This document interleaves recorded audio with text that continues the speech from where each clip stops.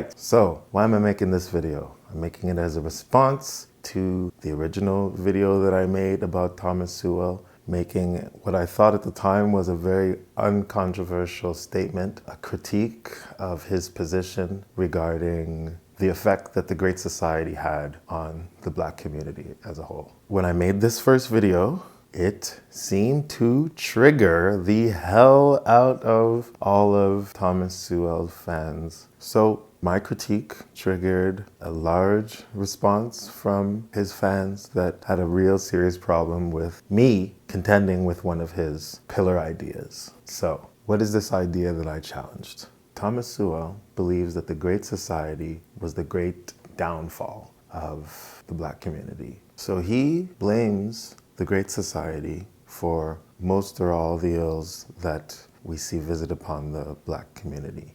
How he articulates this is by saying that prior to the Jim Crow era, that there was a very, very high rate of couples staying together in the Black community, and that following the Great Society and the policies that were implicated on its behalf, there was a large increase in separation of families, and that this separation caused a whole series of other problems. Obviously, these separations caused a whole series of problems. My contention was that although the welfare system was not ideal, and there were stipulations within it that actually did encourage families to break up, that alone would not cause all the troubles that we've seen since then. And for those that will constantly bring that specifically up, to let me know that Thomas Sowell spent all this time talking about how bad the welfare system treated people because it forced them to break up. But if you actually listen closely to what he's saying, he's not saying that he would have preferred a system where people could have received the help and still stay together. He's saying that there should not have been help. So regardless if the help was conditional on breakups, he wasn't in favor of a help that wasn't. He's against the help. So that's what I say about that. So me challenging his concept that the Great Society was such a windfall that it caused a greater part of society or Black society to abandon all aspirations or hopes or dreams for themselves, their families, or a future for a check. In my video, I said that prior to and leading up to and through the Great Society, there was already a more critical factor taking place, and that factor was a national transition due to a myriad of factors, from environmental factors to economic innovations, socioeconomic factors. There was something that could be more reasonably associated with a societal collapse of Black people or any other people. By this I mean a transition from production to service. Simple. But this statement triggered a section of the internet, inspiring many talking points to be posted in the comments. The closest thing I got to a rebuttal was the following: the gross number of workers in manufacturing, the total number of people employed in manufacturing in the United States, grew all the way up to and through the disintegration of the Black family. A transfer from manufacturing to service could not be responsible for the effects in question.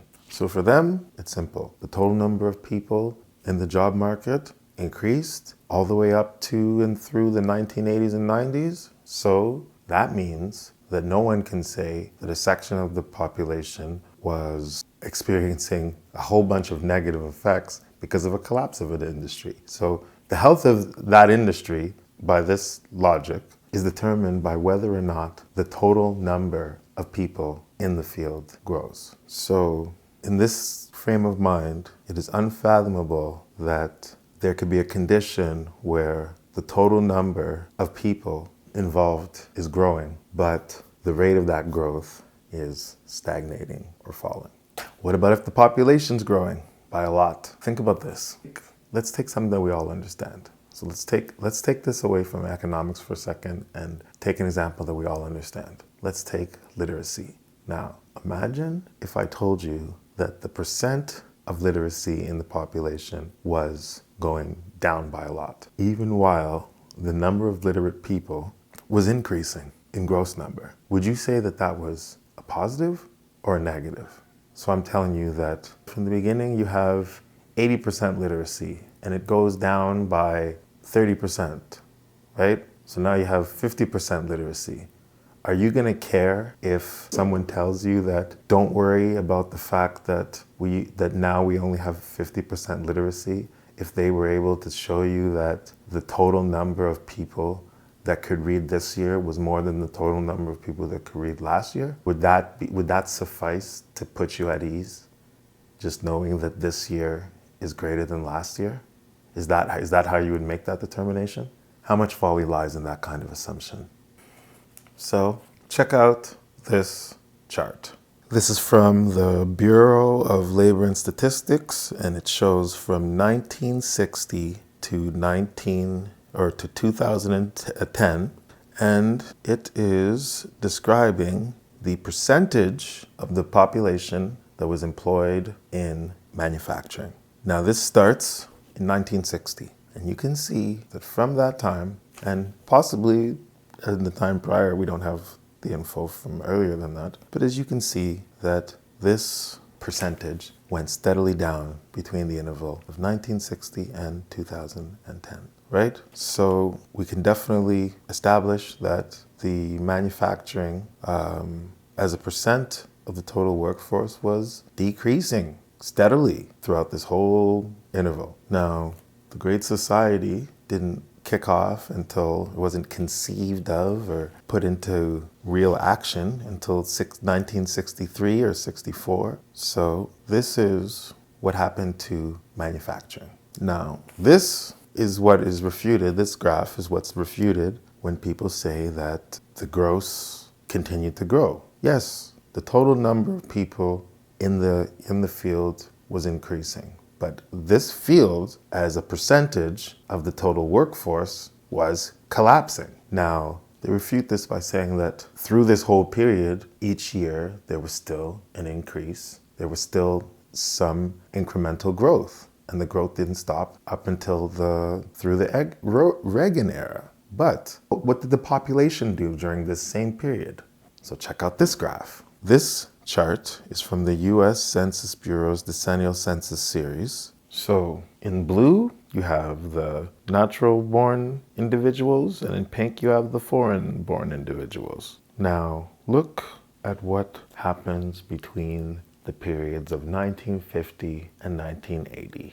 As you're looking vertically, each chunk is 50 million people added. So is it not the case that the population after 1950, during the period of the Great Society, that there was a large growth in the population? If there was a large growth in the population, would it not be possible for the numbers of people, the gross number of workers employed in manufacturing, to increase in a year, while for an individual in the field, there was a shrinking number of jobs available? I would say so. What about divorce itself? We have graphs that deal with this one as well. Now, this graph is called The Changing American Family from the U.S. Census Bureau. It's representing a period of 1960 till 2010, and it shows divorce rates by race. The blue line at the top, that line represents Black children under 18 living with a single parent. Now look closely at that curve. Now I need you to tell me, for any of you that have ever taken a basic calculus class, or even that's ever done I think before you get to calculus, you deal with slopes of lines. So if you were to look at this curve, the blue curve at the top, where would you say that this slope is the steepest? Now, if you look at the area just after 1980 till about 1983 or so, you can see that the slope is at its steepest, which means the most change is happening within that interval. Now, what was happening at this time? Was this the time of the Great Society? 1983? No, I think that was the Reagan era. That was Reaganomics. That was trickle-down economics era, right? That was the period when in Europe you had people like Margaret Thatcher. Was that so? How does the Great Society get blamed here?